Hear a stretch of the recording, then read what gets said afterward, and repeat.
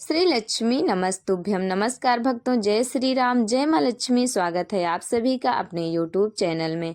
आज की वीडियो में आप लोग महालक्ष्मी व्रत कथा पाठ का श्रवण करेंगे। इस कथा को सुनने मात्र से धन, यश, ऐश्वर्य प्राप्त होता है और साथ में महालक्ष्मी की कृपा भी बनी रहती है। 7 पुश्तें भी धनवान बनी रहती हैं इस कथा को सुनने से। श्री महालक्ष्मी व्रत कथा। आज यह कथा सुनने से मिलेगा धन की देवी का आशीर्वाद। देवी कुंती ने भी की थी ऐरावत हाथी की पूजा। आज अवश्य सुने महाभारत काल की यह कथा। महाभारत काल से प्रचलित है श्री महालक्ष्मी व्रत कथा। देवी कुंती ने बुलाया था स्वर्ग से ऐरावत हाथी।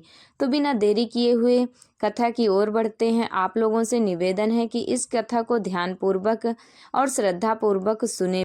वीडियो को बिना स्किप किए हुए पूरी कथा सुनना, वरना आप लोगों को इस कथा का फल नहीं मिलेगा। बीच में कथा अधूरी ही रह जाएगी। इसलिए कह रहे हैं कि आप लोग संपूर्ण कथा सुनना, तभी महालक्ष्मी माता का आशीर्वाद प्राप्त होगा। आइए आप लोगों को कथा सुनाते हैं। सबसे पहले माता के चरणों में प्रणाम करते हैं और उन्हें नमस्कार करते हैं। बीच में कोई गलती हो जाए तो उसके लिए क्षमा मांगते हैं और आप लोगों को कथा सुनाते हैं। महालक्ष्मी व्रत कथा। महाभारत काल में देवी कुंती ने भी यह व्रत किया था। एक समय महर्षि श्री वेद व्यास जी हस्तिनापुर पधारे। उनका आगमन सुन महाराज धृतराष्ट्र उनको आदर सहित राजमहल में ले गए। स्वर्ण सिंहासन पर विराजमान कर उनका पूजन किया।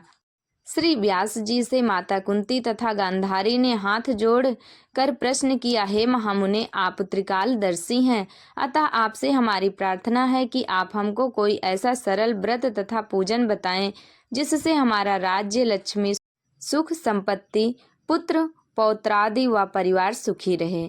इतना सुन श्री वेद व्यास जी कहने लगे, हम एक ऐसे व्रत का पूजन व वर्णन करते हैं जिससे सदा लक्ष्मी जी का निवास होकर सुख समृद्धि की वृद्धि होती है। यह श्री महालक्ष्मी जी का व्रत है।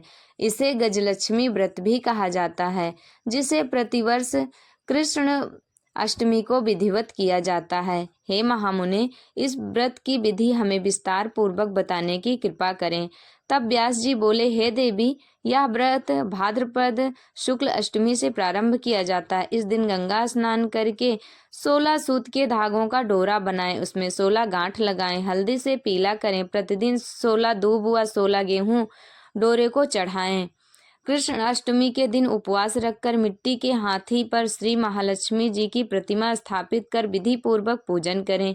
इस प्रकार श्रद्धा भक्ति सहित महालक्ष्मी जी का व्रत पूजन करने से आप लोगों की राज्यलक्ष्मी में सदा अभिवृद्धि होती रहेगी। इस प्रकार व्रत का विधान है बताकर श्री व्यास जी अपने आश्रम को प्रस्थान कर गए। इधर समयानुसार भाद्रपद शुक्ल अष्टमी से गांधारी तथा कुंती अपने अपने महलों में नगर की स्त्रियों सहित व्रत का आरंभ करने लगी। इस प्रकार 15 दिन बीत गए। 16वें दिन अश्विन कृष्ण अष्टमी के दिन गांधारी ने नगर की सभी प्रतिष्ठित महिलाओं को पूजन के लिए अपने महल में बुलवा लिया। माता कुंती के यहाँ कोई भी महिला पूजन के लिए नहीं आई। साथ ही माता कुंती को भी गांधारी ने नहीं बुलाया। ऐसा करने से माता कुंती ने अपना बड़ा अपमान समझा। उन्होंने पूजन की कोई तैयारी नहीं की एवं उदास होकर बैठ गई। जब 5 पांडव युधिष्ठिर, अर्जुन, भीम, नकुल और सहदेव महल में आए तो कुंती को उदास देखकर पूछा, हे माता, आप इस प्रकार उदास क्यों हैं? आपने पूजन की तैयारी क्यों नहीं की? तब माता कुंती ने कहा, हे पुत्र, आज महालक्ष्मी जी के व्रत का उत्सव गांधारी के महल में मनाया जा रहा है। उन्होंने नगर की समस्त महिलाओं को बुला लिया है और उसके 100 पुत्रों ने मिट्टी का एक विशाल हाथी बनाया, जिस कारण सभी महिलाएं उस बड़े हाथी का पूजन करने के लिए गांधारी के यहाँ चली गईं, लेकिन मेरे यहाँ कोई भी नहीं आया। यह सुनकर अर्जुन ने कहा, हे माता, आप पूजन की तैयारी करें और नगर में बुलवावा लगवा दें कि हमारे यहाँ स्वर्ग के ऐरावत हाथी की पूजन होगी। इधर माता कुंती ने नगर में ढिंढोरा पिटवा दिया और ऐरावत हाथी की पूजा की विशाल तैयारियां शुरू होने लगी। उधर अर्जुन ने बाण के द्वारा स्वर्ग से ऐरावत हाथी को बुला लिया। इधर सारे नगर में शोर मच गया कि कुंती के महल में स्वर्ग से इंद्र का ऐरावत हाथी पृथ्वी पर उतार कर पूजा किया जाएगा। इस समाचार को सुनकर नगर के सभी निवासी, बालक एवं वृद्धों की भीड़ एकत्र होने लगी।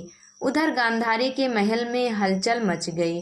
वहां एकत्र हुई सभी महिलाएं अपनी अपनी थालियां लेकर कुंती के महल की ओर जाने लगीं। देखते ही देखते कुंती का सारा महल ठसाठस भर गया।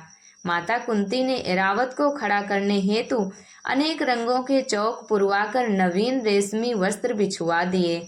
नगरवासी स्वागत की तैयारी में पुष्पमाला, अबीर, गुलाल, केसर हाथों में लिए पंक्तिबद्ध खड़े हो गए थे। जब स्वर्ग से ऐरावत हाथी पृथ्वी पर उतरने लगा तो उसके आभूषणों की ध्वनि गूंजने लगी। इस प्रकार से गूंजने लगी कि चारों तरफ हलचल मच गई। ऐरावत के दर्शन होते ही चारों तरफ जय जयकार के नारे लगने लगे। सभी नगरवासी जय जयकार करने लगे ऐरावत हाथी की। और सायंकाल के समय इंद्र का भेजा हुआ हाथी ऐरावत माता कुंती के भवन के चौक में उतर आया। तब सब नर नारियों ने पुष्पमाला, अबीर, गुलाल, केसर आदि सुगंधित पदार्थ चढ़ाकर उसका भव्य स्वागत किया। राज्य पुरोहित द्वारा ऐरावत हाथी पर महालक्ष्मी जी की मूर्ति स्थापित करके वेद मंत्रोच्चार द्वारा पूजन किया गया। नगरवासियों ने भी महालक्ष्मी का भव्य पूजन किया। फिर अनेक प्रकार के पकवान लेकर ऐरावत को खिलाए और यमुना का जल उसे पिलाया गया। राज्य पुरोहित द्वारा स्वास्ति वाचन करके महिलाओं द्वारा महालक्ष्मी का पूजन कराया गया।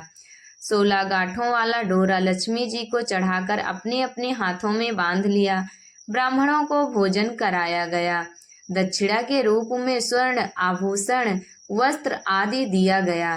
तत्पश्चात महिलाओं ने मिलकर मधुर संगीत लहरियों के साथ भजन कीर्तन कर संपूर्ण रात्रि महालक्ष्मी व्रत का जागरण किया। दूसरे दिन प्रातः राज्य पुरोहित द्वारा वेद मंत्रोच्चार के साथ जलाशय में महालक्ष्मी जी की मूर्ति का विसर्जन किया गया। फिर ऐरावत को विदा कर दिया गया और ऐरावत को विदा कर इंद्रलोक को भेज दिया गया। इस प्रकार से जो स्त्रियां श्री महालक्ष्मी जी का विधि पूर्वक व्रत एवं पूजन करती हैं, उनके घर में धन धान्य से परिपूर्ण रहते हैं तथा उनके घर में कभी कोई कमी नहीं होती और महालक्ष्मी जी सदा निवास करती हैं। उसके घर में महालक्ष्मी जी की कृपा बनी रहती है। जो भी इस कहानी को पढ़ता है, इस व्रत को करता है, इस कथा को अच्छी तरह पढ़ता अथवा सुनता है, उस पर महालक्ष्मी की कृपा सदैव बनी रहती है।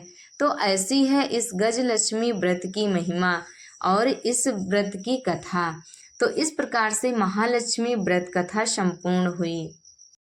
या देवी सर्वभूतेषु शक्तिरूपेण, ज्ञानरूपेण, विद्यारूपेण, बुद्धिरूपेण, बलरूपेण, यशरूपेण, धनरूपेण, लक्ष्मीरूपेण, महालक्ष्मीरूपेण संस्थिता। नमस्तस्यै नमस्तस्यै नमस्तस्यै नमो नमः। तो भक्तों, ये कथा यहीं तक थी। आप लोगों को कैसी लगी कमेंट करके ज़रूर बताएं और कमेंट बॉक्स में जय श्री माँ लक्ष्मी लिखना बिल्कुल भी मत भूलना, या फिर महालक्ष्मी अवश्य ही लिख दें।